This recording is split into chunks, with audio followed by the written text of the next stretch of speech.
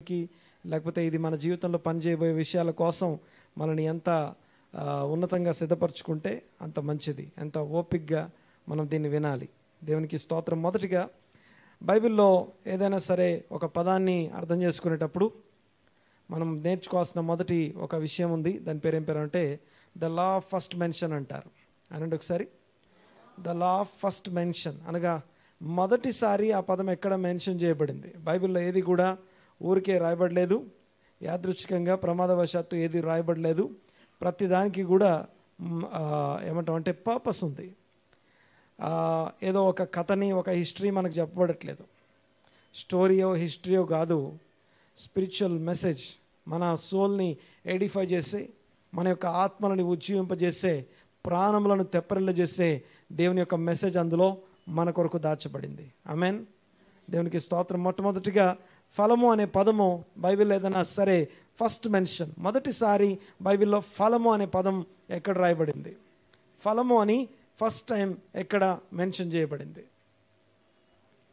ఆదికాండం. Very good. ఆదికాండంలో ఉంటుంది కాబట్టి ఇక మనం దాని గురించి ఎక్కువ మాట్లాడాల్సిన అవసరం లేదు. ఆదికాండంలో. సో ఆదికాండంలో ఎక్కడుంది? First chapter 11th verse. Very good. ఆదికాండం 1వ అధ్యాయం 11వ వచనం చూడండి ఒకసారి. ఆ మొదటిసారి the law of first mention యొక్క ఉద్దేశం ఏంటంటే, బైబిల్లో దేవుని వాక్యాన్ని ధ్యానించేటప్పుడు the law of first mention యొక్క ఉద్దేశం ఏంటంటే, ఒక పదాన్ని అర్థం చేసుకునేటప్పుడు అది మొదటిసారి ఎక్కడ మెన్షన్ చేయబడింది, దానితో అటాచ్ అయ్యి, దానితో కనెక్ట్ అయ్యి ఏ ఏ విషయాలు అక్కడ వ్రాయబడ్డాయో అవి ఎక్కడికి వెళ్ళినా కొనసాగుతాయి అన్నమాట. అవి అలాగా ఆ బైబిల్ మొత్తం అనగా దేవుని వాక్య ధ్యానంలో ఎక్కడ చూసినా వాటి యొక్క కనెక్షన్స్ అలా కొనసాగుతాయి. చూద్దాం ఒకసారి.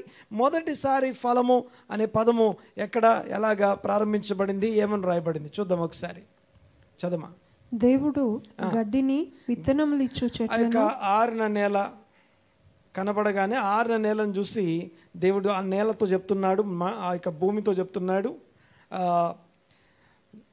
భూమి గడ్డిని విత్తనములిచ్చు చెట్లను భూమి మీద తమ తమ జాతి ప్రకారం, భూమి మీద తమ తమ జాతి ప్రకారము తమలో విత్తనములు గల ఫలమిచ్చు ఫల వృక్షములను భూమి మొలిపించుగాక అని పలుకగా ఆ ప్రకారం ఆయను. దయచేసి గమనించండి ఒకసారి. What is the important message? Number 1, మొదటిది ఫలము అనే పదం మొదటిసారి ఇక్కడే రాస్తుంది. ఫలము అనే పదం రాయబడ్డం కంటే ముందు మొట్టమొదట గ్రౌండ్, ఆరిన నేల అనే పదం చూస్తాం. ఈ నేల గురించి లాస్ట్ వీక్ మాట్లాడుకున్నాం. కర్స్డ్ అనగా శపించబడిన, తీర్పుకు సంబంధించిన, తీర్పు సంబంధమైనటువంటి నేల నుండి ఆ తీర్పు సంబంధమైనటువంటి విషయంలో మధ్యలో దేవుని యొక్క ఆత్మ నింపుదల కలిగి ఆత్మతో ఫలించే ఫలము మన నుంచి ఎక్స్పెక్ట్ చేయబడుతుంది. చూడండి ఒకసారి. అందులో మొదటిగా ఫలము అనే పదం మెన్షన్ చేయబడ్డప్పుడు ఏమేమి ఉన్నాయి ఇక్కడ?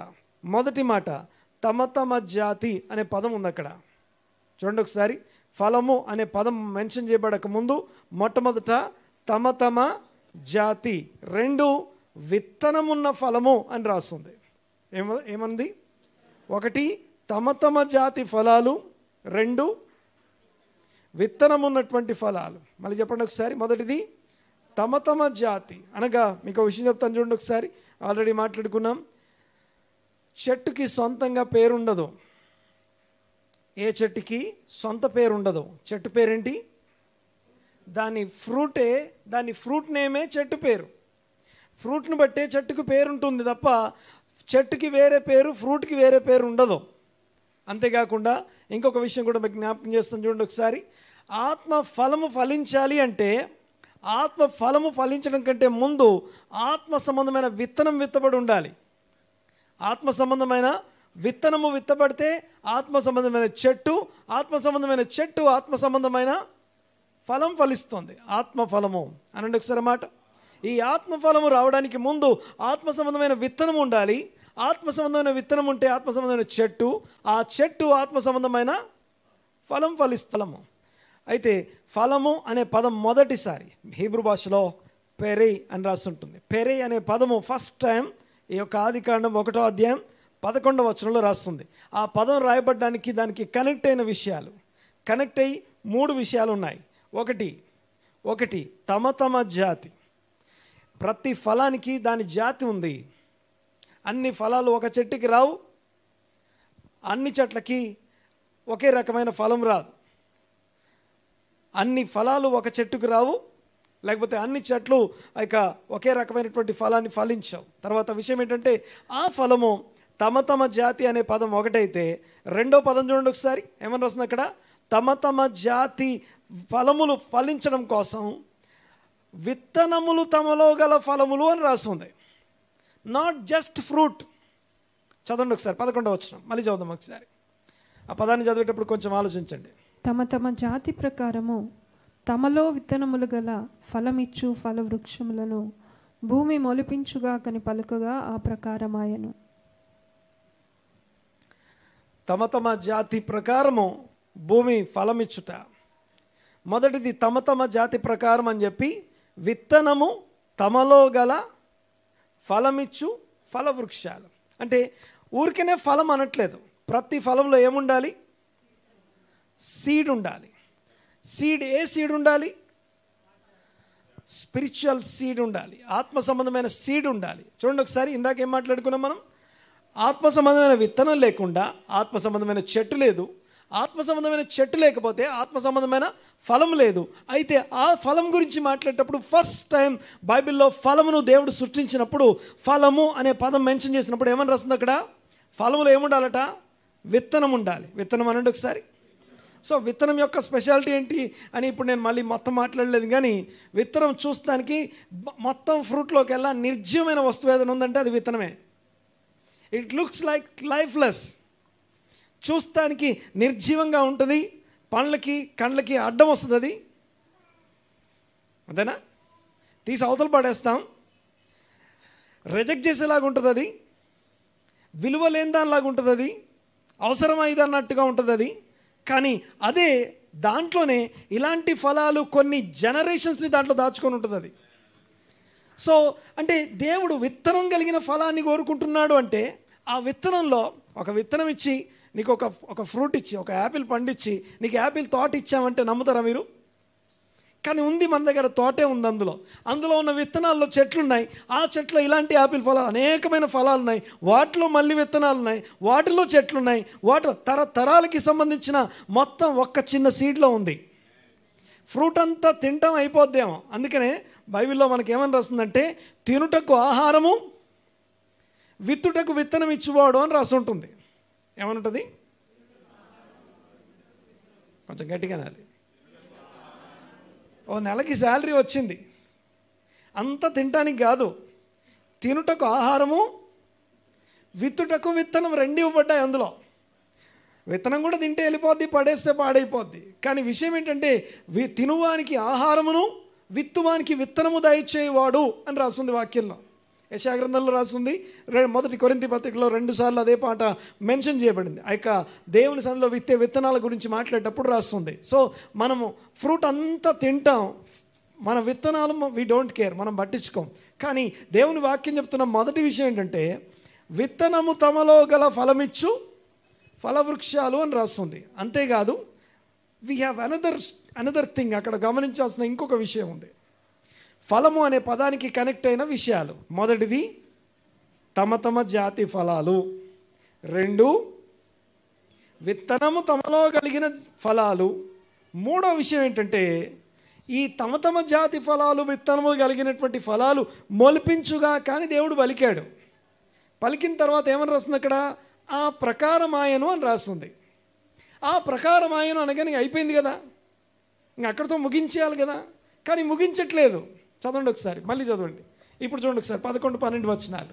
దేవుడు గడ్డిని విత్తనములిచ్చు చెట్లను భూమి మీద తమ తమ జాతి ప్రకారము తమలో విత్తనములు గల ఫలమిచ్చు ఫల వృక్షములను భూమి మొలిపించుగా కని పలుకగా ప్రకారమాయను. తర్వాత భూమి గడ్డిని తమ తమ జాతి ప్రకారము విత్తనములిచ్చు చెట్లను తమ తమ జాతి ప్రకారము తమలో విత్తనము గల ఫల వృక్షములను మొలిపింపగా అది ఒకసారి ఈ వచనం ఇక్కడి నుంచి తీసేస్తే ఏమైనా నష్టం ఉందా? ఈ 12వ వచనాన్ని తీసేయండి అక్కడి నుంచి, కొంచెం స్పేస్ మిగులుద్దిగా. ఆ ప్రకారం ఆయను అంటే అయిపోయిందిగా. ఆ ప్రకారం ఆయను అంటే చెప్పింది చెప్పినట్టు జరిగినట్టేగా. కానీ అలా కాకుండా మళ్ళీ అది ఏ ప్రకారమైందో మళ్ళీ రిపీట్ చేస్తున్నాడు. ఇంకో విషయం చెప్తాను, బైబిల్లో ఏదైనా సరే సెకండ్ టైం రిపీట్ చేయబడిందంటే అది మన అటెన్షన్ కోరుకుంటుంది.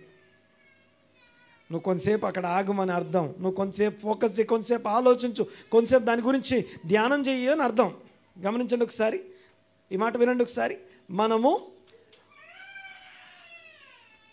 వాక్యము గమనించండి ఒకసారి. మొదటిది చెప్పబడిన తరువాత మళ్ళీ రిపీట్ చేయబడుతుంది. ఆ ప్రకారం ఆయను అయిపోయింది అక్కడితో. కానీ అయిపోకుండా మళ్ళీ సేమ్ రిపీట్ చేయబడుతుంది. ఏ ప్రకారమైందో మళ్ళీ చెప్పబడుతుంది.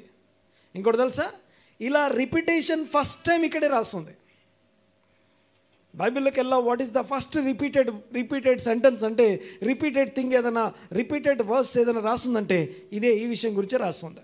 సో మొదటి విషయం తమ జాతి, రెండో విషయం విత్తనాలు, మూడో విషయం రిపిటేషన్. ఫోకస్, కొంచెం జాగ్రత్తగా గమనించండి, ఇంకొంచెం జాగ్రత్తగా ఆలోచించండి అని అర్థం. హల్లెలూయా.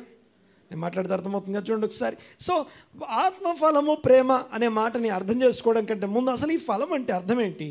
మనం అనుకునే ఫలాలు వేరు, బైబిల్లో మాట్లాడే ఫలం వేరు. ఫలము, ఫలితం, పెరే అనే మాటకి ఫ్రూట్ అని అర్థం. అయితే ఆ ఫ్రూట్ అనే మాటకి నాట్ జస్ట్ ఫ్రూట్, ఫలం మాత్రమే కాదు, ప్రొడ్యూస్, ఫలితము, తర్వాత ప్రోడక్ట్, తర్వాత ఆ ప్రొడ్యూస్ చేయబడింది మాత్రమే కాదు, ఆఫ్ స్ప్రింగ్ అంటాం. అనగా దాని యొక్క వంశావళిని కూడా, ఆఫ్ స్ప్రింగ్ని కూడా ఫ్రూట్ అని పిలుస్తారు. ప్రథమ ఫలము అంటాం, మనం తొలుచూలు అంటాం. ఇంగ్లీష్లో first born, first fruit, first born, first fruit రెండు ఒకటే. ఓకే, అర్థమవుతుంది కదా. ఫస్ట్ బార్న్ అన్నా, ఫస్ట్ ఫ్రూట్ అన్నా రెండు ఒకటే పదాలు హీబ్రూలో. సో దేవుని యొక్క వాక్యంలో ఏదైతే మెన్షన్ చేయబడిన విషయాలు, ఆత్మ ఫలం ఫలించడం గురించి మనం వింటున్నాం, నేర్చుకుంటున్నాం. మొదటిది తమ జాతి ఫలాలు, రెండోది విత్తనములు కలిగినటువంటి ఫలాలు, మూడోది అది 2 సార్లు చెప్పబడింది, మన ఫోకస్ని కోరుకుంటుంది. ఇక నాలుగో విషయం ఏంటంటే గ్రౌండ్ గురించి. భూమి మొలకెత్తిస్తుందట. ఎవరు మొలకెత్తిస్తున్నారు? భూమి మొలకెత్తించింది, భూమి మొలిపించింది అని రాస్తుంది. సో దేవునికి స్తోత్రం కలుగునుగాక. ఇక విషయం ఏంటంటే, ఈ విషయాన్ని ఇక్కడితో ఆపి మనం ముందుకు వెళ్దాం. ఆత్మ ఫలమేమనగా ప్రేమ. సో ఆత్మ ఫలము అని రాసి ఒక లిస్ట్ రాస్తుంది. ఆత్మ సంబంధమైన ఫలాలు లాస్ట్ వీక్ మాట్లాడుకున్నాం. ఒకవేళ లాస్ట్ వీక్ మీరు వినకపోతే యూట్యూబ్లోకి వెళ్ళి 2 మెసేజ్లు ఉన్నాయి, 2 మెసేజ్లు వినడానికి ట్రై చేయండి. దాని గురించిన వివరణ, ఒక అవగాహనకు వస్తాం. మనం ఆత్మఫలం గురించి మనం నేర్చుకుంటున్నాం. గమనించండి ఒకసారి, ఎలాంటి గ్రౌండ్లో నుంచి దేవుడు ఫలాలను ఎక్స్పెక్ట్ చేస్తున్నాడో ఆ గ్రౌండ్ యొక్క ప్రాముఖ్యతని మనం లాస్ట్ వీక్ నేర్చుకున్నాం. ఇక ఈ రోజుకి గమనించండి ఒకసారి, ఈ 3వ వారంలో మనం చూసే విషయం ఏంటంటే ఫలము అనే మాట. ఆత్మఫలము ప్రేమ. అయితే ఆత్మఫలం ఏమనగా ప్రేమ, లవ్.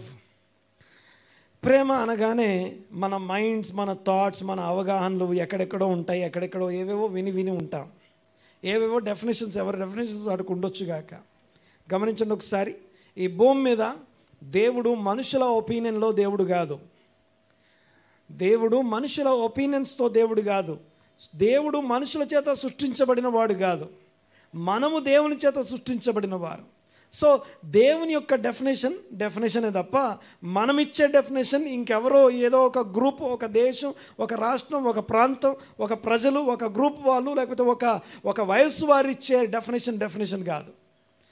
బైబిల్ డెఫినేషన్ ఏదైతే ఉందో, దేవుని వాక్యం యొక్క డెఫినేషన్ ఏదైతే ఉందో అది మనం మాట్లాడుకుంటున్నాం. What is love? ఇక ప్రేమ అనగానే, ప్రేమ ఉందా? చాలా ప్రేమ గలవాడు, ప్రేమ లేనివాడు, ప్రేమ ఉన్నవాడు. గమనించండి ఒకసారి, దీని గురించి కొన్ని మాటలు మనం ఈరోజు నేర్చుకుంటాం, కొన్ని వింటాం. జస్ట్ నాట్ ఫుల్, నేను పూర్తిగా మాట్లాడలేదు ఈరోజు, జస్ట్ అవుట్లైన్స్ మాత్రం మాట్లాడుకుందాం. గమనించండి ఒకసారి, హీబ్రూ భాషలో లవ్ని ఏమంటారు తెలుసా? అనండి ఒకసారి మాట, అహవా అనండి ఒకసారి. అహవా అనే మాటకి లవ్ అని అర్థం. అహవా అనే మాటకి లవ్ అని అర్థం. లవ్ అనే వర్డ్ అహవా అనే పదం నుండి, అహవ్ అనే పదం నుండి పుడతా ఉంది. అహవ్ అంటే దాని యొక్క వర్బ్, క్రియాపదం. టు లవ్ అని అర్థం, ప్రేమించుట అనే పదం. ఆ అహవ్ అనే 3 అక్షరాల పదం నుండి అహవా అనే 4 అక్షరాల పదం పుడతా ఉంది. చూడండి ఒకసారి, పైన అహవా, ఫస్ట్ది అహవా, 4 లెటర్స్, అది 4 ఆల్ఫాబెట్స్. చెప్పండి ఒకసారి నాతో పాటు, అలెఫ్, హే, బేత్, హే. ఈ నాలుగిటిని కలిపితే ఆహవ్వ అంటాం. ఓకే, తర్వాత ఆహవ్ అనండి ఒకసారి. ఆహవ్ అంటే 3 అక్షరాల ఆహవ్ ఏదైతే ఉందో, టు లవ్, ప్రేమించుట, క్రియాపదం అన్నమాట. ఈ ప్రేమించుట అనే పదం ఏదైతే ఉందో దాని గురించి మనం ఈరోజు నేర్చుకుంటాం. సరే, దాంట్లోకి ఆ డీప్ థింగ్స్లోకి నేను మాట్లాడలేదు, కానీ జస్ట్ మనం నేర్చుకోవడం కోసం కొన్ని మాటలు మీకు జ్ఞాపకం చేస్తాను. దేవుని వాక్యంలో లవ్ అంటే it is not an emotion, not just an emotion are not just a feeling. ఏదో అనుభూతి, భావోద్వేగం అసలు కాదు, అంత మాత్రమే కాదు. ఒక అనుభూతి, ఒక ఫీలింగు, ఒక ఇది కాదు. మీకు ఒక విషయం చెప్తాను. గాడ్ ఈజ్ లవ్ అనండి ఒకసారి మాట. చదవండి ఒకసారి మాట. 1 యోహాను పత్రిక 4వ అధ్యాయం 8వ వచనం. 1 యోహాను పత్రిక 4వ అధ్యాయం 8వ వచనం.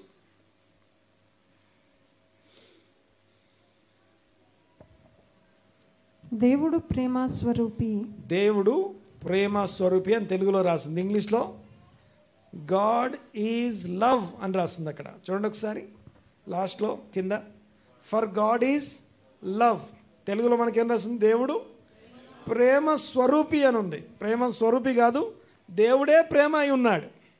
గాడ్ ఈజ్ అని చెప్పి డాష్ డాష్ డాష్ అని రాస్తే దాంట్లో ఏమేమి నింపుకోవచ్చు మనం? దేవుడు ఏమై ఉన్నాడు అంటే ఏం చెప్తాం? God is word.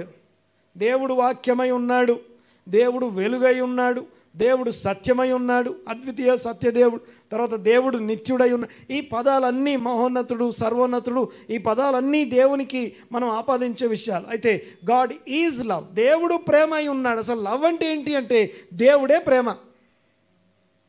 లవ్ అంటే అర్థం ఏంటి? దేవుడే ప్రేమ. కొంచెం వినండి ఒకసారి. ఇక్కడ నేను చెప్పేమా, ప్రేమకి ప్యాంపరింగ్కి చాలా తేడా ఉంది. మామూలుగా మన డిక్షనరీ మనం రాసుకుందాం. లవ్కి ఆపోజిట్ వర్డ్ ఏంటి అంటే హేట్ అంటాం కదా. మన డిక్షనరీలో దాన్ని మార్చేయండి, మార్చుకొని ప్యాంపరింగ్ అని రాసుకోండి. ప్యాంపరింగ్ అంటే గారాబం చేయడం. ఏం చేయడం? రెండింటికి చాలా తేడా ఉంది. ప్రేమ వేరు, గారాబం వేరు. దేవుడు ప్రేమ అయి ఉన్నాడు, దేవుడు ప్రేమిస్తాడు, కానీ గారాబం చేయడు. మళ్ళీ చెప్పండి. దేవుడు ప్రేమిస్తాడు కానీ గారాబం చేయడు. గారాబం చేయడం అంటే అర్థం ఏంటో తెలుసా? దాన్ని సరిగ్గా మన భాషలో అర్థమయ్యేటట్టు చెప్పాలంటే ముఖస్తుతి చేయడం అని అర్థం. అప్పటికప్పుడు టెంపరీ సొల్యూషన్స్ ఇవ్వడం. టెంపరీగా ఏడ్చారు, ఎందుకు ఏడ్చారు దానికి సొల్యూషన్ ఇచ్చేస్తాం అంతే. కానీ లిటరల్గా మనం ఏం చేస్తున్నాం తెలుసా? We are not loving. మనం ప్రేమించట్లేదు. నిన్ను ప్రేమించేవారు నీ ముఖం ఎదుట నిన్ను గద్దిస్తారు. ముఖం ఎదుట నిన్ను గద్దిస్తారు. నిన్ను ప్రేమించారు, నీ ముఖం ఎదుట నేను స్తుతించరు, ముఖస్తుతి చేయరు. నేను నీ నీ నీ ఇంప్రెషన్ కోసం నీ ఎదురుగా నిన్ను పొగడరు. వెనకాల నిన్ను తిట్టుకొని నీ ముందు నిన్ను పొగడరు. నీ ముఖం ఎదుట నిన్ను పొగిడేవారు గారాబం చేస్తున్నారు. గారాబం అనే పదానికి, ప్యాంపరింగ్ అనే వర్డ్కి మీనింగ్ అది. లవ్కి ఆపోజిట్ వర్డ్ అది. సరే, నా పాయింట్ వినండి ఒకసారి. అయితే దేవుడు ప్రేమ అయి ఉన్నాడు అంటే దేవుడు ప్రేమిస్తాడు. దేవుడు ప్రేమిస్తే ఏమవుతుందో తెలుసా? దేవుడు ప్రేమిస్తే ఏమవుద్దామా? కొంచెం మీకు తెలిసింది చెప్పండి, మాట్లాడుకుందాం. దేవుడు ప్రేమిస్తే ఏం జరుగుద్ది? దేవుడు ప్రేమిస్తే ఏం చేస్తాడు? ప్రేమించే వాళ్ళని ఏం చేస్తాడు? క్షమిస్తాడు. Very good. డిసిప్లిన్. ఇంకా దేవుడు తాను ప్రేమించే వారిని గారాబం చేస్తాడని బైబిల్లో రాయలేదు. గారాబం చేయడం అంటే నేను అర్థమైందని అనుకుంటున్నాను మీకు. ముఖస్తుతి చేయడం, పిల్లలకి అప్పుడు ఏడుస్తున్నందుకు అప్పటికప్పుడు ఇచ్చేయడం, ఏదో ఒకటి ఇచ్చి వాళ్ళని శాంతిపరచడం, దాన్ని ప్రేమ అనం. వాళ్ళకి నేర్పించాల్సింది నేర్పించకుండా చూడండి ఒకసారి. ఒక విషయం కోసం పిల్లలు ఏడుస్తున్నారు. మీకు విషయం చెప్తాను, బాగా వినండి ఒకసారి.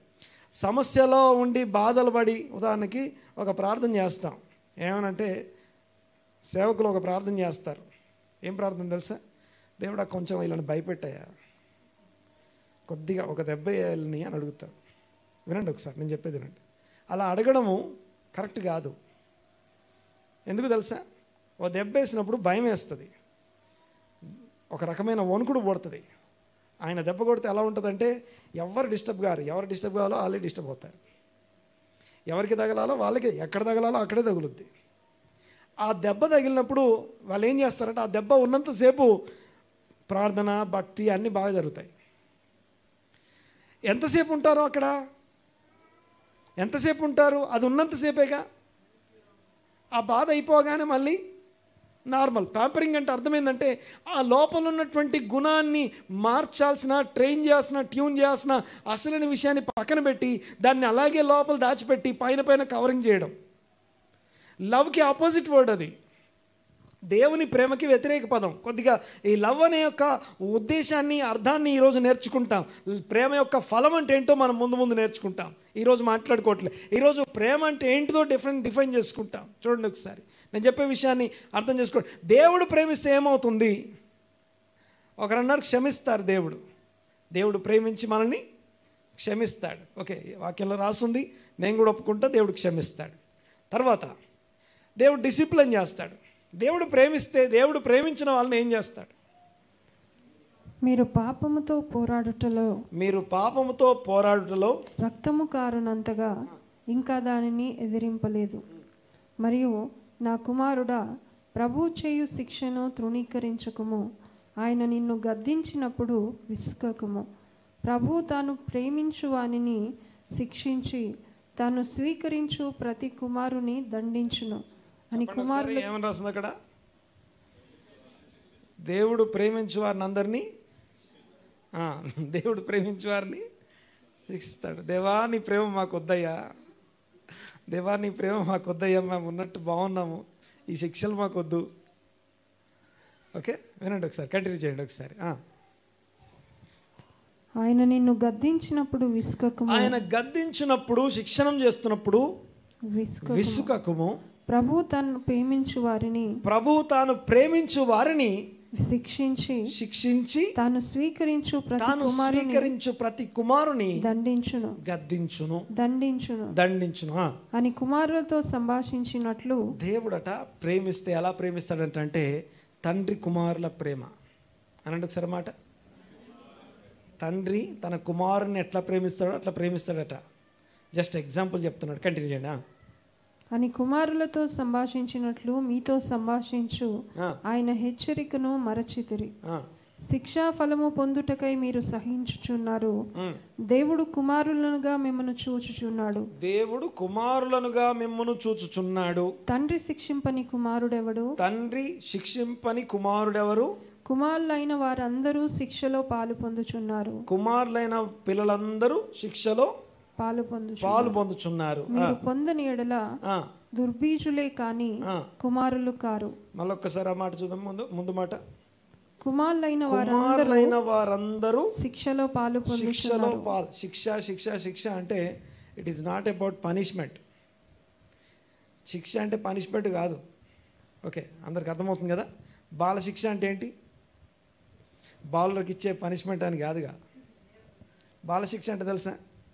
బాలశిక్ష అంటే చిన్నపిల్లల్ని ట్రైన్ చేసే పుస్తకాన్ని బాలశిక్ష అంటాం. ఓకే, బాలశిక్ష అంటే బాలుని శిక్షించే పుస్తకం కాదు, బాలుని ట్రైన్ చేసే పుస్తకం. శిక్ష అంటే, శిక్ష అనే మాటకి ట్రైనింగ్ అని అర్థం, పనిష్మెంట్ కాదు. ఓకే, పనిష్మెంట్ ఇది కాదు, కానీ ట్రైనింగ్ అని అర్థం. గమనించండి ఒకసారి. దేవుడు తాను ప్రేమించు వారిని శిక్షించి గద్దిస్తాడు. ఓకే, క్షమిస్తాడు, స్వీకరిస్తాడు, గద్దిస్తాడు, శిక్షణం చేస్తాడు. నువ్వు ఎలా ఉన్నా నిన్ను ప్యాంపరింగ్ మాత్రం చేయడు, గారాబం చేయడు దేవుడు. గారాబానికి ప్రేమకి చాలా తేడా ఉంది. ప్రేమకి వ్యతిరేక పదం గారాబం. గారాబం అంటే పెద్దలు పిల్లల్ని చేసే గారాబం గురించి నేను మాట్లాడట్లేదు. ఎదురుగా తెలిసి చెప్పాల్సిన దాన్ని చెప్పే సమయం వచ్చినా కూడా మేలైనది చేయనెరిగి కూడా చేయకుండా ఉండడం ఉంది చూసారా, దాన్ని ఏమంటామంటే ద్వేషించడమే కదా. నిన్ను ద్వేషించేవాడు నీ ముఖస్తుతి చేస్తాడు అని ఉంది. నిన్ను ద్వేషించేవాడు ఎదురుగా పొగిడి పక్కకు పోయి ఇంకో రకంగా మాట్లాడతారు. సో అక్కడ ప్రేమ లేదుగా. దేవుడు ప్రేమై ఉన్నాడు అంటే దేవుడు తన బిడ్డలు అనుకొని తన బిడ్డలుగా స్వీకరించడం కోసం, తను అడాప్ట్ చేసుకోవడం కోసం వారిని ట్రైన్ చేసి శిక్షణము చేసి వారిని స్వీకరిస్తాడట. ఆమేన్, దేవునికి స్తోత్రం. గాడ్ ఈజ్ లవ్ అనండి ఒకసారి. దేవుడు ప్రేమై ఉన్నాడు. ఇంకో వచనం చదువుదాం ఒకసారి. ఈ వచనంలో ఒక మాట ఏంటంటే, ఆ యొక్క దేవుడు తాను ప్రేమించు వారిని శిక్షణం చేస్తాడు, ట్రైన్ చేస్తాడు, ఆ యొక్క అవసరమైనటువంటి టీచింగ్ చేస్తాడు, ఒక విషయాన్ని నీకు బోధపరిచి నేర్పిస్తాడు. ఒక విషయాన్ని నీకు నేర్పించి బోధపరుస్తాడు. జస్ట్ ఒక చిన్న ఎగ్జాంపుల్ చెప్తాను చూడండి ఒకసారి. ఇశ్రాయేలు కుమారులు వాళ్ళందరూ కలిసి యోసేపును అమ్మేశారు. ఈ అమ్మేసిన సంగతి వీళ్ళకి ఆ యోసేపుకి తప్ప ఇంకెవరికి తెలీదు. ఓకే, అమ్మబడినోడు, అమ్మినోళ్ళు, కొనుక్కున్నోళ్ళు, వీళ్ళకి తప్ప మిగతా ఎవరికి తెలియదు. యోసేపు అనేవాడు లోకం దృష్టిలో చచ్చిపోయాడు. సో మొత్తానికి యోసేపు లేడని చెప్పేశారు. ఇది అయిపోయి గడిచిపోయి దాదాపుగా 20 సంవత్సరాలు అయింది. ఎన్ని సంవత్సరాలు? అప్రాక్సిమేట్లీ 20 years దాకా అయ్యి ఉండొచ్చు అప్రాక్సిమేట్లీ అనుకుందాం. లేకపోతే ఒక 14 సంవత్సరాలు, లేకపోతే ఒక కొన్ని సంవత్సరాలు అయితే గడిచిపోయింది. విషయం ఏంటంటే ఆ 20 సంవత్సరాల తర్వాత ఒకానొక సందర్భం వచ్చింది. ఎలాంటి సందర్భం అంటే ఆ సహోదరులందరూ జైల్లో కూర్చున్నారు. ఆ అమ్మిన వాళ్ళందరూ ఇప్పుడు జైల్లో కూర్చున్నారు. ఆ కూర్చున్నప్పుడు వాళ్ళ మీద వేయబడిన నింద ఎలాంటిదంటే, వాళ్ళు చేసిందా? వాళ్ళు చేసిన తప్పుకు అనుభవిస్తున్నారా వాళ్ళు? లేదు, ఏం తప్పు చేయకుండానే శిక్షలో ఉన్నారు. ఇప్పుడు బాగా వినండి ఒకసారి. ఏ తప్పు చేయకుండానే జైల్లో కూర్చున్నారు. కూర్చొని వాళ్ళు లోపల మాట్లాడుకుంటున్నారు ఒకరితో ఒకరు. ఎప్పటిది గుర్తు చేసుకుంటే తెలుసా? 20 సంవత్సరాల కింద నిర్దోషి అయిన మన సహోదరునికి మనం ఇట్లా చేశాం కదా. నేను మాట్లాడేది మీకు అర్థమవుతుంది కదా. ఆ విషయాన్ని వారికి బోధపరచాలి కదా దేవుడు. ఆ విషయానికి వారికి అర్థమయ్యేటట్టు చేయాలి కదా దేవుడు. చూడండి ఒకసారి. దావీదు పాపం చేశాడు. దావీదు పాపం చేసి అయిపోయిన తర్వాత దావీదుకి తన మాటతో, తన నోటితో తానే చెప్పేటట్టు చేస్తున్నాడు దేవుడు. ఒక కథ చెప్పి ఆ కథలో ఒక ఉపమానాన్ని జ్ఞాపకం చేస్తున్నాడు. నాతాను ప్రవక్త వచ్చి కథ చెప్తున్నాడు. ఆ కథ చెప్పేటప్పుడు దావీదు కోపం వచ్చేంత కథ చెప్తున్నాడు. ఓకే, అదంతా ఇప్పుడు నేను ఎక్స్ప్లెయిన్ చేయలేను. కానీ మొత్తానికి అక్కడ మనం ఏం చూస్తామంటే దావీదు ఏం తప్పు చేశాడో దావీదు నోటితోనే చెప్పిస్తాడు. వీళ్ళు చేసిన తప్పును వాళ్ళందరూ వాళ్ళు ఒప్పుకునేలాగా, దాన్ని అనుభవించేలాగా చేస్తున్నాడు దేవుడు. అలాగే చాలాసార్లు మనం అనుకుంటాం మనం చెయ్యనివి అనుభవించేటప్పుడు, మనం ఒక్కసారి వెనక్కి తిరిగి స్వపరీక్ష చేసుకోవడానికి అదొక అవకాశం. అది నేను మాట్లాడితే అర్థమవుతుంది. దేవుడు తాను ప్రేమించిన వారిని నీ లోపలనే ఉంచి నీ వ్యక్తిత్వాన్ని అలాగే దాచిపెట్టేసి, నీ వ్యక్తిత్వ లోపాలు అంటాం, సోల్ ఫ్లాస్ అంటారు. వ్యక్తిత్వ లోపాలని లోపల ఉంటాయి. వాటన్నిటిని లోపల అలాగే పెట్టుకుంటాం. మన వ్యక్తిత్వము మన పరిస్థితుల్లో, మన మాటల్లో, మన మన మన దైనందిన జీవితంలో బయటపడతా ఉంది. ఓకే, బాగా వినండి ఒకసారి. మనకు తెలుసు కదా బాగా ఈ మాట. ప్రియుడా, నీ సోల్ వర్ధిల్లిన కొలది నీవు అన్ని విషయాల్లో వర్ధిల్లుతావు.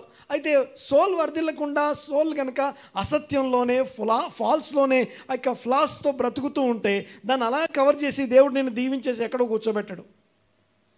దేవుడు నిన్ను ప్యాంపర్ చేయడు, గారాబం చేయడు, గద్దించి. దేవుడు ప్రేమై ఉన్నవాడు, ప్రేమించేవాడు నిన్ను సరిచేస్తాడు. నిన్ను ప్రేమిస్తున్నాడు కాబట్టి సరిచేస్తాడు. నిన్ను ప్రేమించి స్వీకరించాలి. ఆయన నిన్ను ప్రేమించి స్వీకరించాలి. గమనించండి ఒకసారి. ఏ ఫలమైతే నిన్ను ఫలించాలని దేవుడు కోరుకుంటున్నాడో, లవ్ అనే ఫలం ఫలించాలని నువ్వు కోరుకుంటున్నప్పుడు ఆ లవ్ అనే స్పిరిచువల్ సీడ్ని, ఆత్మ సంబంధమైన విత్తనాన్ని ముందు నీ లోపల విత్తి, ఆ విత్తనంతో ఆత్మ సంబంధమైన చెట్టుగా ఎదిగేటట్టు చేసి ఆత్మ సంబంధమైన ఫలం నీలో నుంచి వచ్చేటట్టు చేస్తాడు. ఆత్మ ఫలము అంటే లవ్ అంటే, ఇంకో విషయం చెప్తాను చూడండి ఒకసారి. ఎవరైతే బాధలు, వేదనలు అనుభవించి, కష్టాలు అనుభవించి వస్తారో,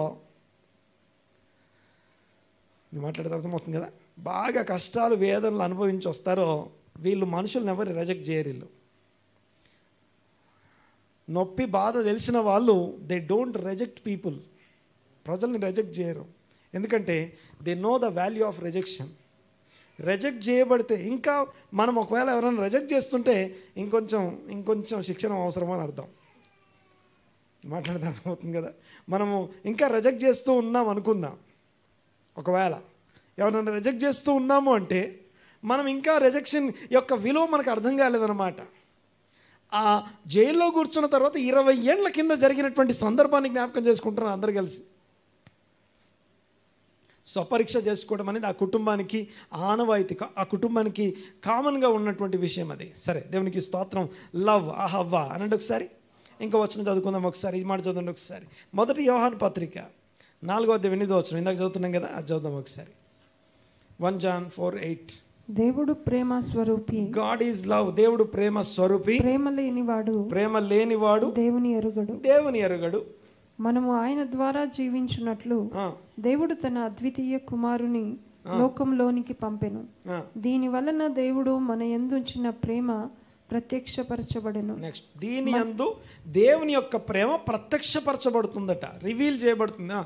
మనము దేవుని ప్రేమించితిమని కాదు, మనము దేవుని ప్రేమించితిమని కాదు గాని తానే మనలను ప్రేమించి మన పాపములకు ప్రాయశ్చిత్తముగా ఉండుటకు తన కుమారుని పంపెను. ఇందులో ప్రేమ ఉన్నది. This is the love. Okay, 8వ వచనంలో గాడ్ ఈజ్ లవ్ అని రాస్తుంది. చదవండి ఒకసారి, అనండి ఒకసారి అన్నమాట. 8వ వచనంలో ఏమనుంది? God is love.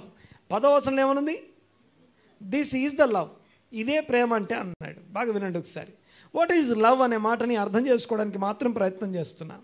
ఈ మాట ఈ యోహాను అనే ఆయన ఎక్కడి నుంచి మాట్లాడుతున్నాడు? ఆయనకి ఎలా తెలుసు గాడ్ ఈజ్ లవ్ అని, దేవుడు ప్రేమ అని ఎలా తెలిసింది ఆయనకి? ఒకటి. రెండోది, ఇందులో దేవుని దిస్ ఈజ్ ద లవ్ అని చెప్పి లవ్ డెఫినేషన్ చెప్తున్నాడు. ఏంటి ఆ డెఫినేషన్? ఆ డెఫినేషన్ చూడండి ఒకసారి. 10వ వచనం, మనము దేవుని ప్రేమించితిమి అని కాదు కానీ దేవుడే తానే మనలను ప్రేమించి మన బలహీనతలు, పాపములు, దోషములు ఏవైతే ఉన్నాయో వాటి విషయంలో ప్రాయశ్చిత్తము అయి ఉండుటకు తన కుమారుని పంపెను. ప్రాయశ్చిత్తం అంటే పరిహారంగా ఉండడం కోసం తన కుమారుని పంపెను. ఇందులో ప్రేమ. This is the love. ఈ డెఫినేషన్ ఏదైతుందో ఈ డెఫినేషన్ని కొద్దిగా అర్థం చేసుకోవడానికి ప్రయత్నం చేద్దాం. ఏమని చెప్పబడుతుంది అక్కడ? యోహాను ఈ మాటలన్నీ చెప్పడానికి ఆయనకున్న కారణం ఏంటి? చాలా జాగ్రత్తగా వినండి ఒకసారి. బైబిల్లో అహవా, లవ్, అహవ్, టు లవ్, ప్రేమించుట అంటానికి అహవ్ అంటాం. అహవా అనే మాటకి ప్రేమ అని అర్థం. అయితే ఆ ప్రేమ అనే పదము, ఆ ఫలాన్ని అర్థం చేసుకోవడానికి ప్రయత్నం చేస్తున్నాం. దయచేసి గమనించండి ఒకసారి. ఈ డెఫినేషన్ ఆయనకి ఎక్కడి నుంచి వచ్చింది? ఎక్కడి నుంచి ఆయన ఈ మాట చెప్తున్నాడు? గాడ్ ఈజ్ లవ్ అన్నాడు. గాడ్ ఈజ్ అహవా. ఓకే, తర్వాత దేవుడు ప్రేమిస్తున్నాడు అని చెప్పిన ఆయన దిస్ ఈజ్ ద లవ్. ఏంటి ఆ లవ్ అంటే? మనము పాపం చేస్తున్నప్పుడు, మనము పాపలము, అతిక్రమము, దోషంలో ఉన్నప్పుడు మనము దేవుని ప్రేమించదమని కాదు కానీ ఆయనే మనల్ని మొదట ప్రేమించను. ఆయనే మనలను మొదట నువ్వు దేవుని ప్రేమించావా, దేవుడు నిన్ను ప్రేమించాడా అంటే దేవుడే నిన్ను మొదట ప్రేమించాడు. ఆ దేవుడు నిన్ను ప్రేమించిన ప్రేమ ఏం చేసిందంటే నీ పాపముల కోసం ప్రాయశ్చిత్తంగా తన కుమారుని ఇచ్చింది. ఆ కుమారుడు శిలువ మీద వేలాడుతూ నీ పాపముల కొరకు తన రక్తం గార్చి ప్రాయశ్చిత్తంగా ఉండడం ఏదైతుందో దిస్ ఈజ్ ద లవ్ అని రాస్తుంది. ఓకే, ఈ డెఫినేషన్ ఎలా వచ్చింది? ఆహావా అనండి ఒకసారి, కొంచెం గట్టిగా అనండి ఒకసారి. యోహాను ఒక యూదుడు, యోహాను ఒక హీబ్రూ భాష పండితుడు ఆయన. ఓకే, కొద్దిగా ఎక్స్ప్లెయిన్ చేస్తాను, గమనించండి ఒకసారి. హీబ్రూ భాషలో ప్రతి అక్షరం దానికి అదే ఒక పదం. హీబ్రూ భాష గురించి ఒక 4 మాటలు చెప్తాను. నెంబర్ 1, ప్రతి అక్షరం దానికి అదే ఒక పదం. ఇంగ్లీష్లో ఐ రాస్తామా? ఐ అనేది ఒక వర్డ్, ఒక alphabet. At the same time అదొక పదం. ఐ స్పేస్ రాస్తాం కదా. తర్వాత ఏ రాస్తాం. ఏ అనేది కూడా ఒక పదం కింద కౌంట్ చేస్తాం. అలాగే అయితే హీబ్రూ భాషలో అన్ని అక్షరాలు పదాలే. హీబ్రూ భాషలో అన్ని అక్షరాలు దానికి అదే పదాలు. సో ఇందాక అహవా అనే పదంలో మనము 3 అక్షరాలు చూద్దాం ఒకసారి. మొదటి 3 అక్షరాలు. మొదటి అక్షరం అలెఫ్ అనండి ఒకసారి. అలెఫ్. రెండో అక్షరం హే. మూడో అక్షరం బెత్. చెప్పండి ఒకసారి. అలెఫ్, హే, బెత్. మరొకసారి అలెఫ్, హే, బెత్. ఓకే, అలెఫ్ అనేది మొదటి అక్షరం, హే అనేది 5వ అక్షరం. ఈ అక్షరాలు ఎక్కడ ఉంటాయంటే మీ బైబిల్లో 119వ కీర్తన ఉంటుంది. మీ బైబిల్లో 119వ కీర్తనలో ప్రతి 8 వచనాలకి పైన ఒక చిన్న పదం రాసి ఉంటుంది. ఆలెఫ్, బేత్, గీమెల్, దాలెత్ అని. ఆ పదాలన్నీ ఒక దగ్గర రాస్తే మీకు హీబ్రూ అక్షరాలు 22 అక్షరాలు వచ్చేసినట్టే. ఓకే, మొత్తం అక్షరాలు అక్కడే ఉంటాయి. విషయం ఏంటంటే ఆలెఫ్ అనే అక్షరం దానికి అదే ఒక పదం కదా. అంతేకాకుండా ఈ ఆలెఫ్ అనే పదానికి మీనింగ్ ఉంటుంది. ఆలెఫ్ అనే పదానికి ఒక పిక్చర్ కూడా ఉంటుంది. ఆలెఫ్ అనే పదానికి ఒక పిక్చర్, బొమ్మ కూడా ఉంటుంది. మొదట బొమ్మలతో అక్షరాలని రాసేవాళ్ళు. అయితే ఆలెఫ్ అనే పదానికి ఉన్నటువంటి బొమ్మ పిక్టోగ్రఫీ అంటారు దాన్ని. ఓకే, బాగా వినండి ఒకసారి. ప్రతి అక్షరం దానికదే ఒక పదము. రెండోది, ప్రతి అక్షరము దానికి ఒక సొంతంగా ఒక న్యూమరికల్ వాల్యూ ఉంటుంది. ఏముంటుంది? మనకి ఇంగ్లీష్లో, తెలుగులో అంకెలు, అక్షరాలు వేరువేరుగా ఉన్నట్టుగా హీబ్రూలో అలా కాకుండా అక్షరాలు, అంకెలు ఒకటే అయి ఉంటాయి. హీబ్రూలో అక్షరాలు అంకెలు రెండు ఒకటే, అదే అక్షరము అదే అంకె. సో దీన్ని గమాత్రియా అంటారు. సరే, గమాత్రియా అంటే దాని యొక్క న్యూమరికల్ వాల్యూస్ స్టడీ చేయడం. సరే, నా పాయింట్ ఏంటంటే ఆలెఫ్ అంటే ఒకటి అని అర్థం. ఆలెఫ్ అంటే ఒక పదము. ఆలెఫ్ అంటే మొదటి విషయం ఏంటంటే దానికి సంబంధించిన ఒక పిక్చర్ ఉంటుంది. ఆలెఫ్కి ఒక పిక్చర్. ఏం పిక్చర్ ఉంటుంది తెలుసా? ఒక ఆక్స్ ఫేస్ ఉంటుంది. ఏముంటుంది? ఎద్దు మొహం ఉంటుంది. ఓకే, ఇలా ఉండి ఇలా గీసి ఉంటుంది. ఓకే, ఇలా ఉంటుంది. ఓకే, ఆలెఫ్ అంటే ఎద్దు మొహం. దీనికి గుర్తు ఏంటంటే ఆలెఫ్ అంటే లీడర్, సాక్రిఫిషియల్ యానిమల్ అని అర్థం. ఏంటది? వధ పశువు అని అర్థం. ఏంటది? అంటే దేవుని సన్నిధిలో అర్పించబడ్డానికి సంబంధించిన వధ పశువు. ఏంటది? ఆలెఫ్. ఓకే, రెండో అక్షరం ఏం చెప్పాం? హే అనండి ఒకసారి, కొంచెం గట్టిగా. హే అంటే ద గ్రేస్ ఆఫ్ గాడ్ అని అర్థం. హే అనండి ఒకసారి. ఇది ఐదో అక్షరం. హే అనేటప్పుడు లోపల ఉన్న గాలిని బయటకు వదలాలి. ఓకే, బయటికి వదులుతాం కదా. దేవుడు హే అనే అక్షరాన్ని అబ్రహాములో శారాలో పెట్టాడు. అబ్రాము అనే పేరులో హే అనే అక్షరం పెట్టాడు. అంటే ఆయన గ్రేస్ని ఊదాడు ఆయన జీవితంలోకి. శారాయి జీవితంలో వై అనే అక్షరం, యోధ్ అనే అక్షరం తీసేసి హే అనే అక్షరం, శారా హే అనే అక్షరం, రెండు అక్షరాలు యాడ్ చేయబడ్డాయి వాళ్ళిద్దరికి. He is nothing but the grace of God అన్నమాట. దేవుని కృప అని అర్థం. కృప అనండి ఒకసారి.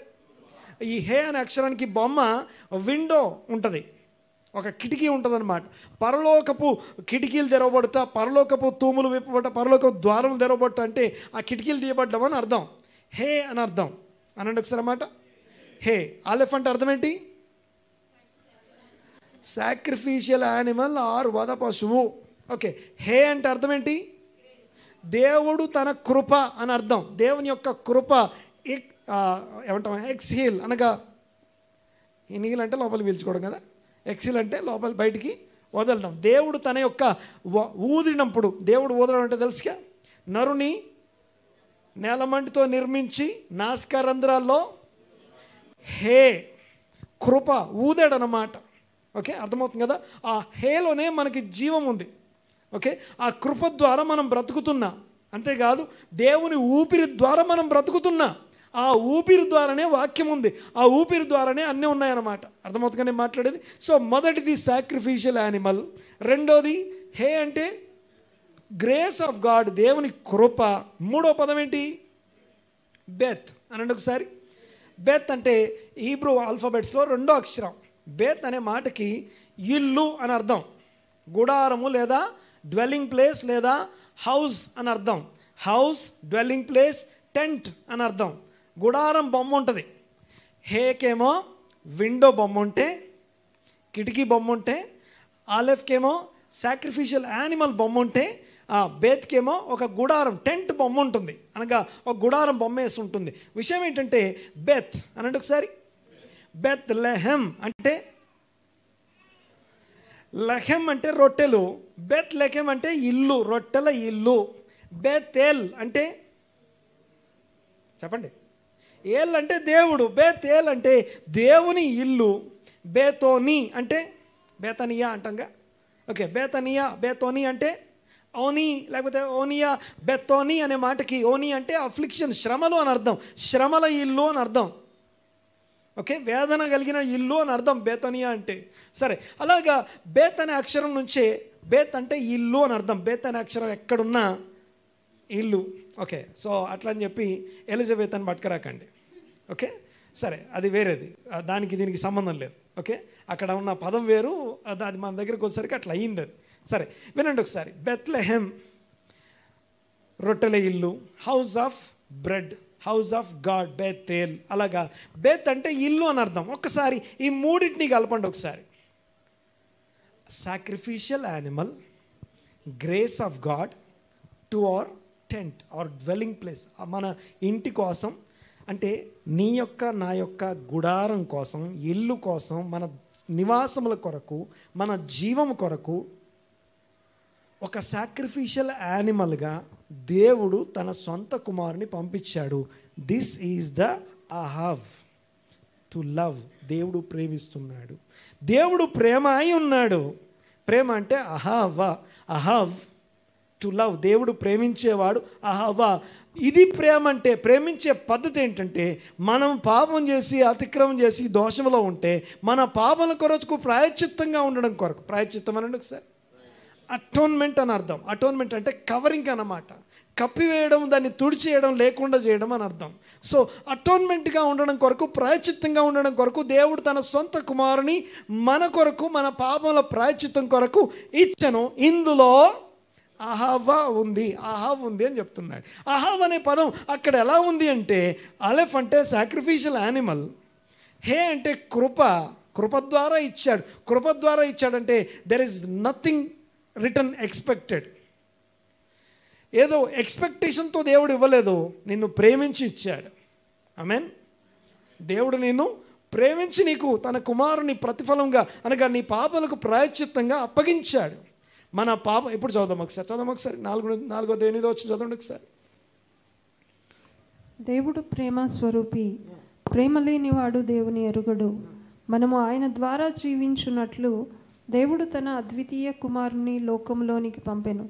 దీని వలన దేవుడు మన యందుంచిన ప్రేమ ప్రత్యక్షపరచబడెను. మనము దేవుని ప్రేమించితిమని కాదు, తానే మనల్ని ప్రేమించి మన పాపములకు ప్రాయశ్చిత్తమై ఉండుటకు తన కుమారుని పంపెను.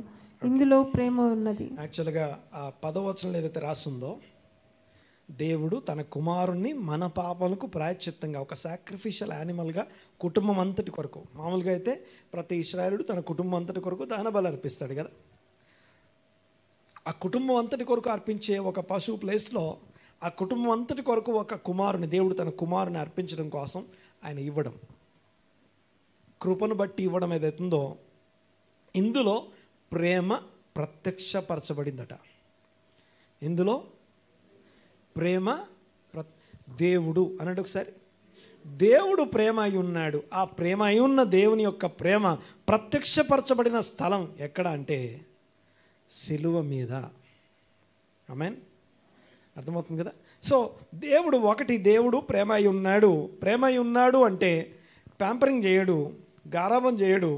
అలా అని చెప్పి నీ పాపాల్లో నిన్ను వదిలేసి వెళ్ళిపోడు. ఆ పాపాల కొరకు తన కుమారుని ప్రాయశ్చిత్తంగా ఇచ్చేవాడు. ఎవరైతే ఇప్పుడు 34వ కీర్తన చదువుదాం ఒకసారి. 37వ కీర్తన, 33 తన అతిక్రమలకు 32 32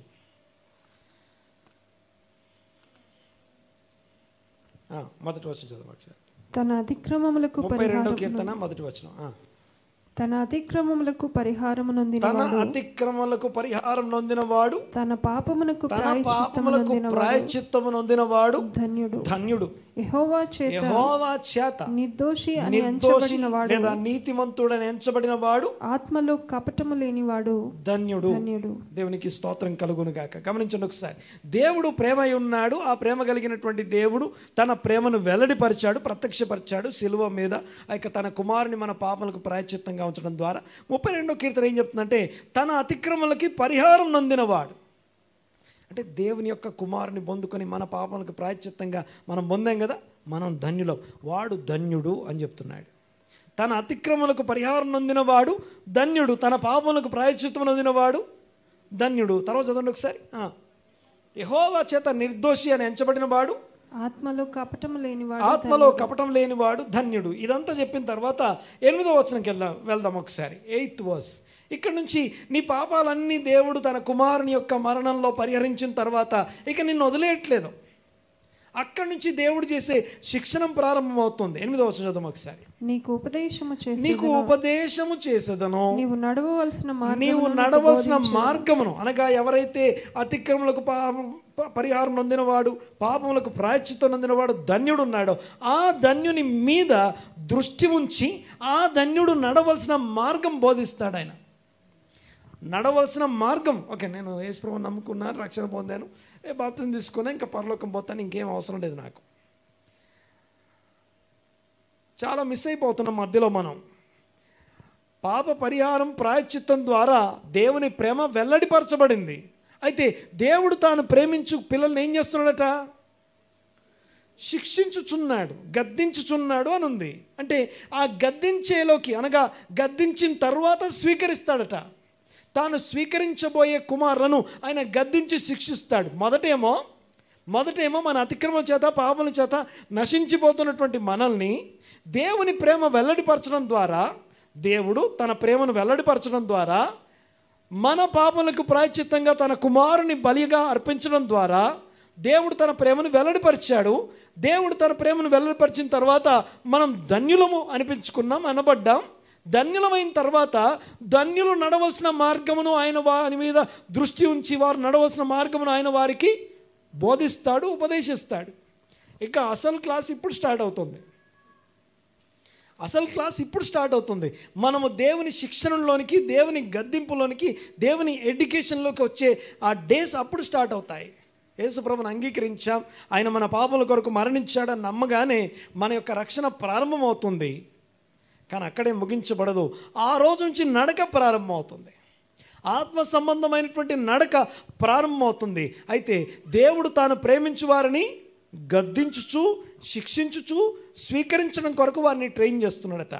మీరు ఒకవేళ దేవుని చేత గద్దించబడకపోతే మీరు దుర్బీజులే కానీ దేవుని పిల్లలు, కుమారులు గారు అంటాడు. మనం దేవుని కుమారులు అనబడినట్లు, దేవుని కుమారులం అవడం కోసం దేవుడు అథారిటీ ఇచ్చాడట. అయితే గమనించండి ఒకసారి, 8వ వచనం చదువు ఒకసారి. నీకు ఉపదేశం చేసేదను, నీవు నడవవలసిన మార్గమును నీకు నేను బోధించెదను.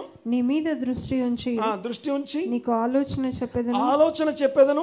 బుద్ధి జ్ఞానములు లేని గుర్రముల వలెనైనను కంచర గాడిద వలెనైనను మీరు ఉండకండి. అవి నీ దగ్గరకు తేబడినట్లు, అవి మీ దగ్గరకు వచ్చి మీరు చెప్పినట్టు అవి వినడం కోసం వాటి నోరు వారుతోను కళ్ళెముతోను బిగింపవలెను.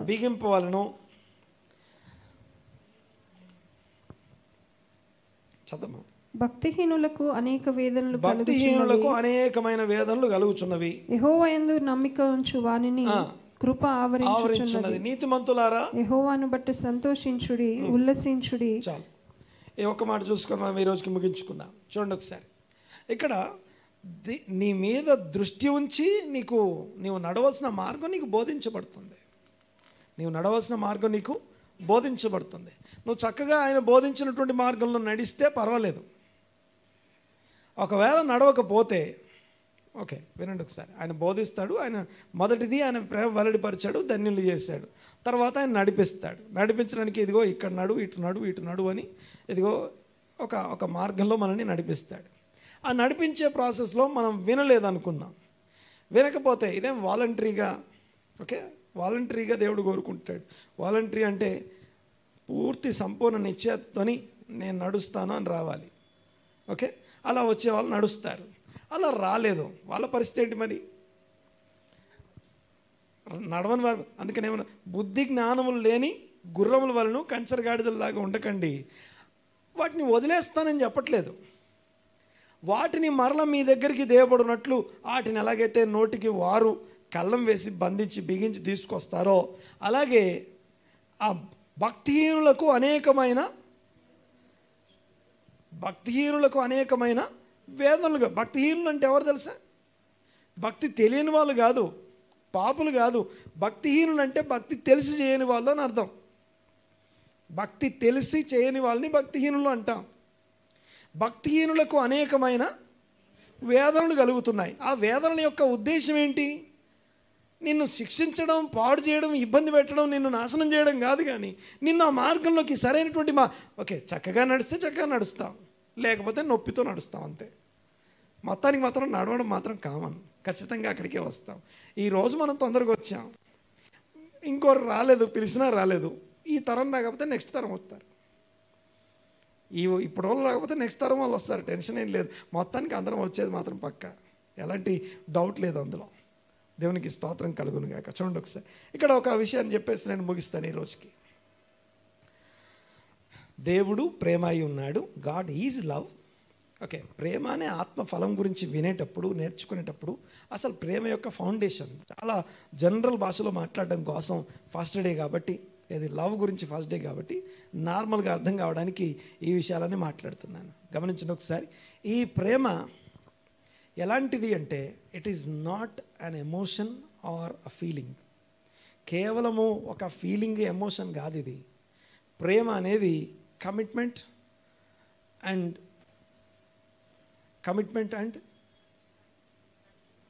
యాక్షన్స్, క్రియలతోనూ తీర్మానాలతోనూ కమిట్మెంట్స్తో కూడిన దాన్ని ప్రేమ అంటాం.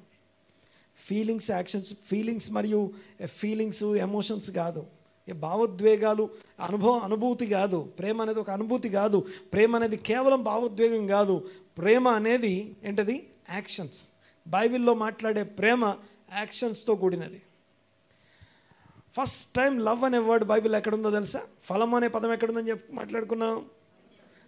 ఆదికాండం 1:11. ప్రేమ అనే పదం ఫస్ట్ టైం ఎక్కడ రాస్తుంది మరి?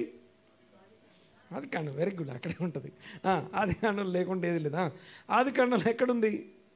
22వ అధ్యాయంలో. ఆదికాండం 22వ అధ్యాయంలో ఇస్సాకు గురించి మాట్లాడేటప్పుడు రాసు. అక్కడ కూడా ఫస్ట్ టైం లవ్ అనే వర్డ్ రాసినప్పుడు తండ్రి కుమారుల ప్రేమ గురించే రాస్తుంది. అబ్రహామా, నీవు నీ ఒక్కగానొక్క కుమారుడు, నీవు ప్రేమించు కుమారుడు. ఫస్ట్ టైం లవ్ అనే వర్డ్ అంటే 22 అధ్యాయాల్లో ఎక్కడ లవ్ అనే వర్డ్ లేదు. ఆదికాండం 1 నుంచి 22 అధ్యాయాల దాకా లవ్ అనే పదం 22వ అధ్యాయంలో ఫస్ట్ టైం నీవు ఒక్కగానొక్క నీవు ప్రేమించే నీ కుమారుడు అనే పదం రాస్తుంది. దేవునికి స్తోత్రం కలుగును గాక. చూడండి ఒకసారి. ఆ దేవుడు ప్రేమిస్తున్నాడు అంటే ఆ ప్రేమను అర్థం చేసుకోవడానికి ఇక్కడ అబ్రహామును దేవుడు మరలా పరిశోధించను అని రాస్తుంది. ఆ పరిశోధించేటప్పుడు బాగా వినండి ఒకసారి.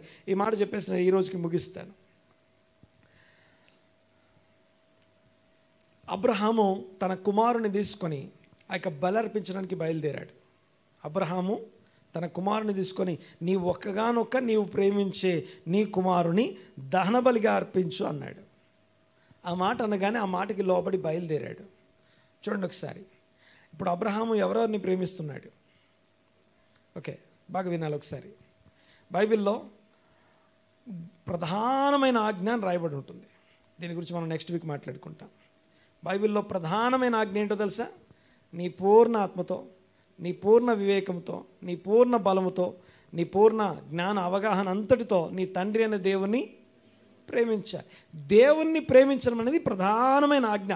నీ నుంచి నా నుంచి కోరబడే ప్రధానమైన ఆజ్ఞ. దేవుణ్ణి ప్రేమించడం అంటే అర్థం ఏంటి? మనం ఆయన ఆజ్ఞలు గైకొనుటయే దేవుని ప్రేమించుట.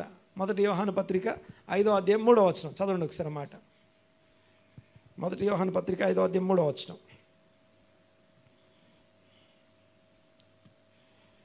మనం ఆయన ఆజ్ఞలను గైకొనుటయే దేవుని ప్రేమించుట. ఆయన ఆజ్ఞలు భారమైనవి కావు. చాలు. దేవుని ఆజ్ఞలు గైకొనడమే దేవుని ప్రేమించుట. దేవుని ప్రేమించడం అంటే ఏమేం చెప్పాను? యాక్షన్స్ అండ్ కమిట్మెంట్ అనండి ఒకసారి. సో యాక్షన్స్ అండ్ కమిట్మెంట్స్ విషయంలో క్రియలు మరియు తీర్మానాలు, క్రియలు మరియు నిబంధన తీర్మానాలు అనగా మన కమిట్మెంట్తో ఓకే నేను ప్రేమిస్తున్నానంటే ప్రేమించి ఏం క్రియ చేసావో చూపించాలి. ప్రేమించి ఏం క్రియ చేసావు, ప్రేమించి ఏ కమిట్మెంట్లో ఉన్నాను అంటే వితౌట్ ఎక్స్పెక్టింగ్ అన్కండిషనల్గా ఏ కమిట్మెంట్ నువ్వైతే చేస్తావో దాన్ని ప్రేమ అంటాం. వితౌట్ ఎక్స్పెక్టింగ్ ఎనీథింగ్ అనగా నేను ఇది చేస్తే ఇది వస్తుంది అన్నాం అనుకోండి, అది వస్తుంది కాబట్టి ఇది చేస్తానంటే దాన్ని ప్రేమ అనం, కమిట్మెంట్ అనం. దాన్ని ఏమంటాం? దాన్ని వ్యాపారం అంటాం.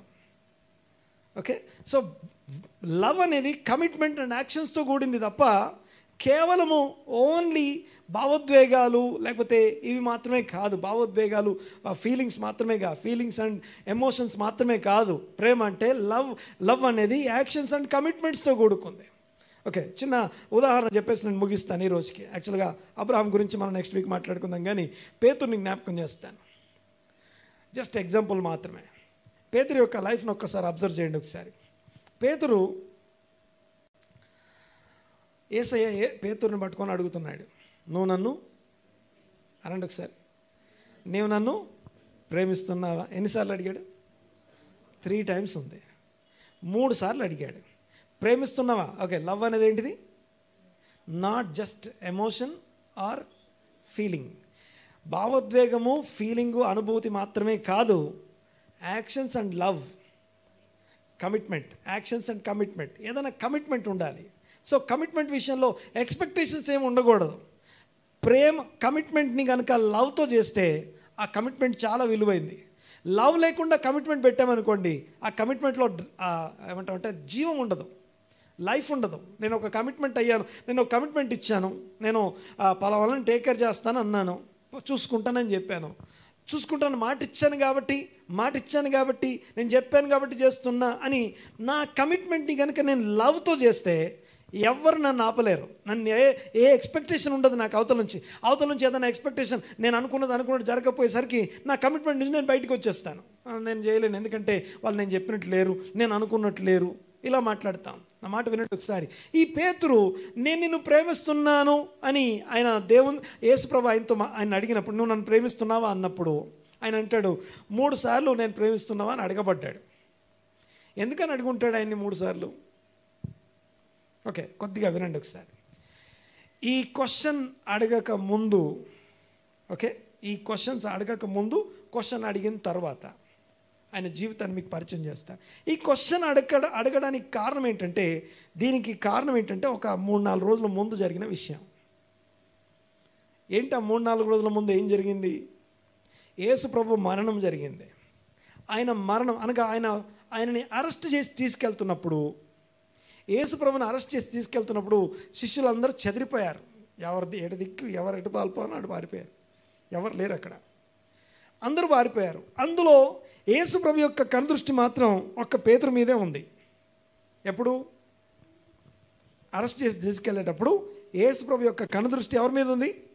పేతురు మీద ఉంది. పేతురు ఏం చేస్తున్నప్పుడు అక్కడికి వెళ్ళి వాళ్ళు చలిగాచుకోవడానికి కూర్చున్నప్పుడు వాళ్ళతో పాటు ఈయన కూర్చున్నాడు. వాళ్ళలో ఒక ఆమె అన్నదంట, నువ్వు కూడా నజరేయుడైన యేసుతో ఉన్నావు కదా అని అన్నప్పుడు ఆయన ఏమన్నాడు తెలుసా?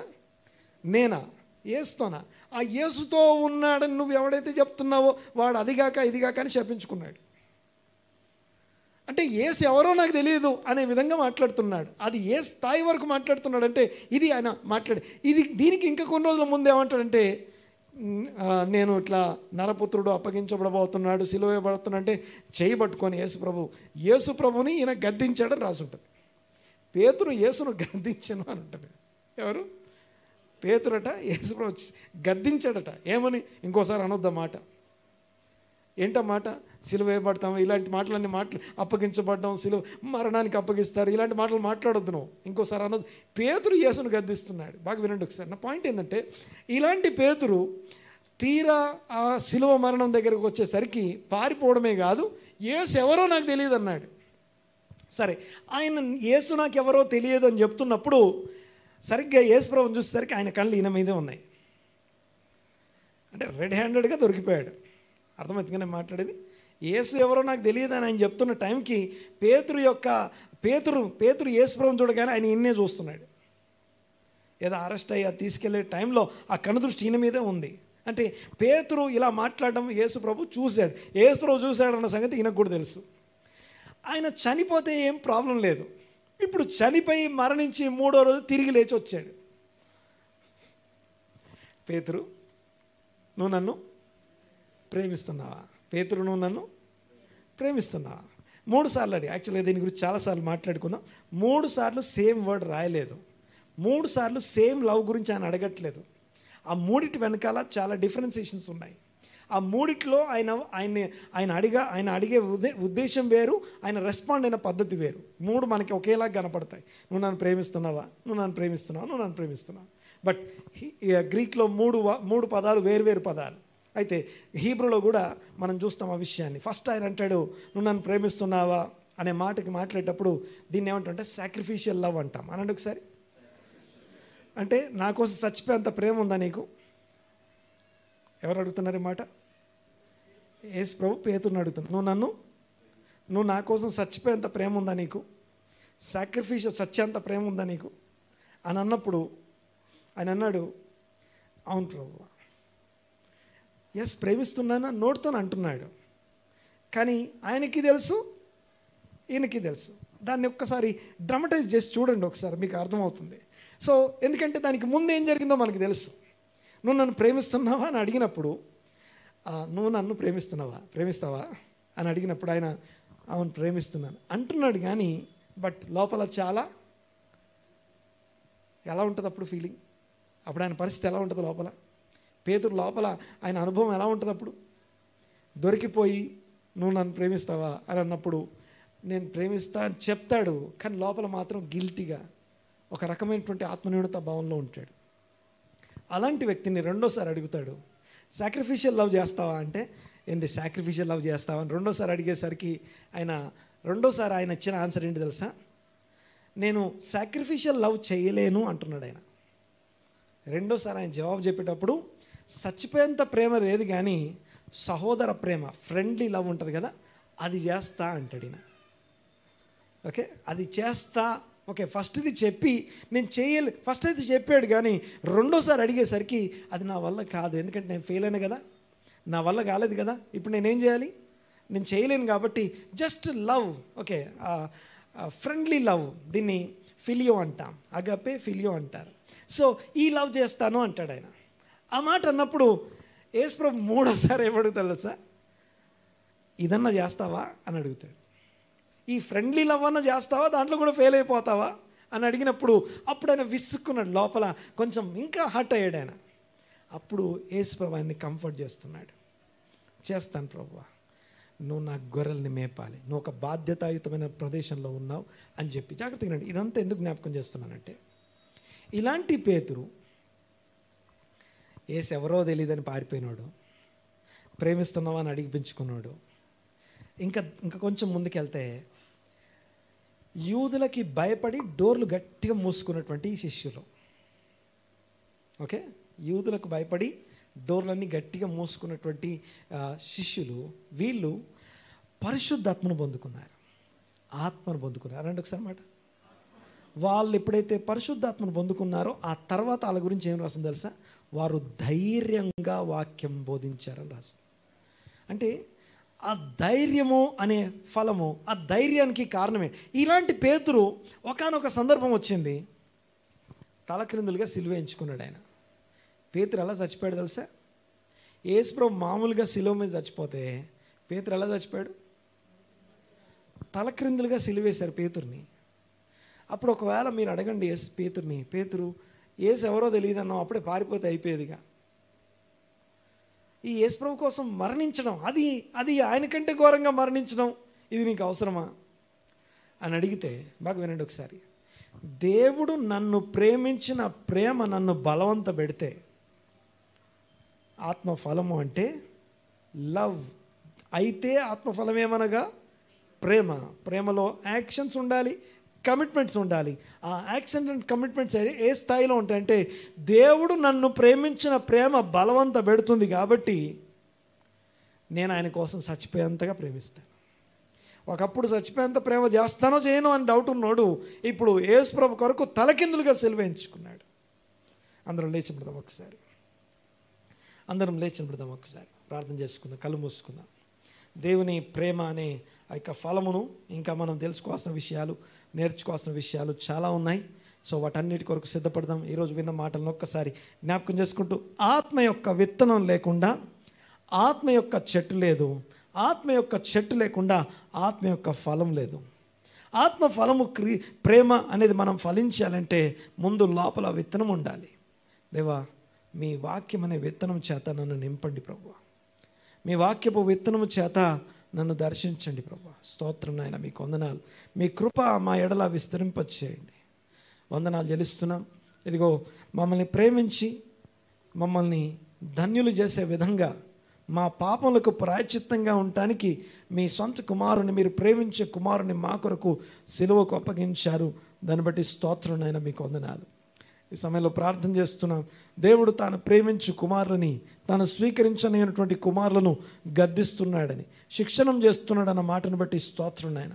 ఇక్కడ మేము ఇంకా ఎక్కడ శిక్షణ పొందవలసి ఉందో, ఏ విషయాల్లో మేము దారి తప్పి తిరుగుతున్నామో ఎరిగి ఉండి, చేయగలిగి ఉండి, ఇదిగో మేము ఆజ్ఞలను అనుసరించగలిగి ఉండి, అదిగో మేము మీ సన్నిధికి చేరగలిగి ఉండి కూడా మేము ఎన్ని విషయాలైతే తప్పిపోతున్నామో ఈ దినమున మాకు బోధపరచండి, వాక్యము దయచేయండి ప్రభువా.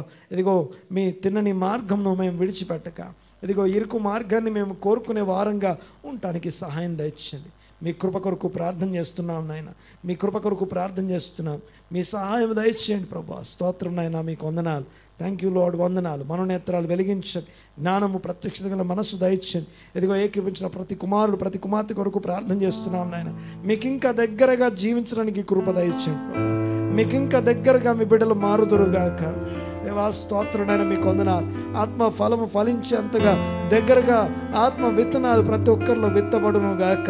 అవి సరైన గ్రౌండ్లో విత్తబట్టకు సహాయం దయచేయండి. సరైనటువంటి గ్రౌండ్లో ఫలించడానికి కృప దయచేయండి ప్రభా. మీకు వందనాలు. ఆత్మ ఫలాలు ఫలించే సంఘముగా సంఘమును కుటుంబాలను దీవించండి, ఆశీర్వదించండి. సమస్తము సమకూర్చి జరిగించండి నాయన.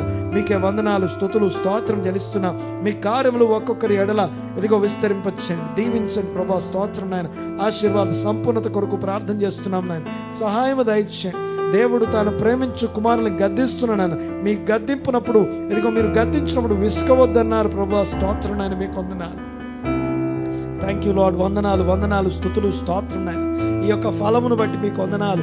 ఫలమును మేము నేర్చుకోవడానికి గ్రహించడానికి కృపనిచ్చారు. ఇదిగో ఫలం అంటే ఎలాంటిదో, ఆత్మ ఫలం అంటే ఉద్దేశం ఏంటో ఈ దినం మాకు బోధపరిచారు. దాన్ని బట్టి స్తోత్రం నాయన. విన్న మాటలు మా హృదయాల్లో స్థిరపరచండి. మీకే వందనాలు తెలుస్తున్నాం. మీ కార్యములు మా ఎడల ఇదిగో విస్తరింపజేయమని ప్రార్థన చేస్తున్నాను నేను. ఇదిగో స్తోత్రం. ఇదిగో వారి ఒక్కొక్కరితో మీరు విస్తరించి మాట్లాడిన మాటలను బట్టి మీకు వందనాలు. స్తోత్రం. వారి హృదయాల్లో వారి చెవుల్లోనూ ఇదిగో ప్రభా మీ యొక్క దేవుని రాజ్య సువార్త హృదయాల్లోనికి ప్రవేశించుండగా ఇదిగో దుష్టుడు ఎత్తుకొని పోకుండా ఇదిగో నేను ప్రభా కీడు నుండి మీ బిడ్డలను తప్పించండి, కాచి కాపాడని ప్రార్థన చేస్తున్నాను. సరైన నేలలో ఆ విత్తనం విత్తబడును గాక.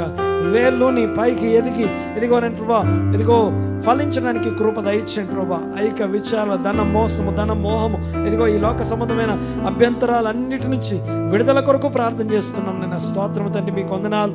ఒక్కొక్కరిని దీవించి ఆశీర్వదించి ఆత్మ ఫలములతో దర్శించమని ప్రార్థన చేస్తున్నాం. మీ కార్యములు ఒక్కొక్కరి జీవితంలో జరిగించండి ప్రభా. స్తోత్రం నాయన.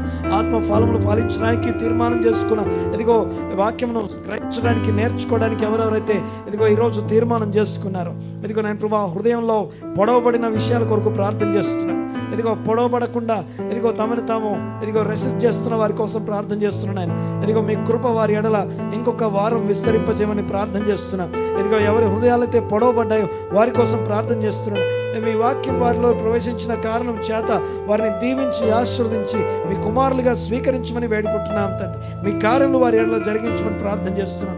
స్వస్థతలు జరిగించండి, అసూచక క్రియలు జరిగించండి, వాక్యమును స్థిరపరిచే ఇదిగో ఆశ్చర్య కార్యాలు మహత్కార్యాలు వారి జీవితాల్లో స్థిరపరచమని ప్రార్థన చేస్తున్నాం. స్తోత్రం, స్తోత్రం నాయన, మీకు వందనాలు. థ్యాంక్ యూ లార్డ్, వందనాలయ్యా. మిమ్మల్ని ప్రేమించే ప్రేమ చేత మమ్మల్ని నింపమని ప్రార్థన చేస్తాం. మమ్మల్ని ప్రేమించిన ప్రేమ మమ్మల్ని బలవంతపెట్టును గాక. దేవా స్తోత్రుడైన సంఘమును దీవించండి, ఫలములు దయచేయండి ప్రభా. సరైనటువంటి ప్రొడ్యూస్ దయచేయని ప్రార్థన చేస్తున్నాం. సరైన హాఫ్ స్ప్రింగ్ దయచేయని ప్రార్థన చేస్తున్నాం. మీ కృప మీ బిడ్డల విస్తరింపజేయమని వేడుకుంటూ సన్నిధి కాంతిని ఒక్కొక్కరి మీద ఉదయింపజేయమని వేడుకుంటూ సమాధానము దయచేయమని ప్రార్థన చేస్తున్నాను ఆయన. ఇదిగో కుటుంబాల్లో సమాధానం ఇదిగో నేను ప్రభా నెమ్మది దయచేయని ప్రార్థన చేస్తున్నాను. దుష్టుడు ముట్టకుండా సహాయం దయచేయండి ప్రభా.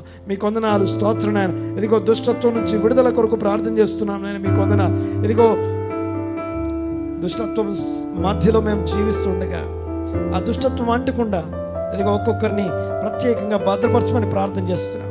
ప్రతి కఠిన ఇదిగో హృదయం నుంచి ప్రతి ఒక్కరికి విడుదల ఇచ్చి ఇదిగో నేను ప్రభా వాక్యంను ఇంకా నేను ప్రభా మీకు దగ్గరగా జీవించడానికి మీ వాక్యమునందు ఆనందించడానికి వాక్యమునందలి ఆనందం చేత ఒక్కొక్కరిని నింపమని ప్రార్థన చేస్తూ మీ కార్యములు జరిగించమని వేడుకుంటున్నాం నాయన. స్తోత్రం, స్తోత్రం నాయన. మీ కార్యములు మీ బిడ్డల ఎడల విస్తరింపజేయమని వేడుకుంటూ స్తుతించి ఆరాధించి క్రీస్తు గొప్ప నామమున ఈ ప్రార్థన అడిగి వేడుకుంటున్నాం తండ్రి.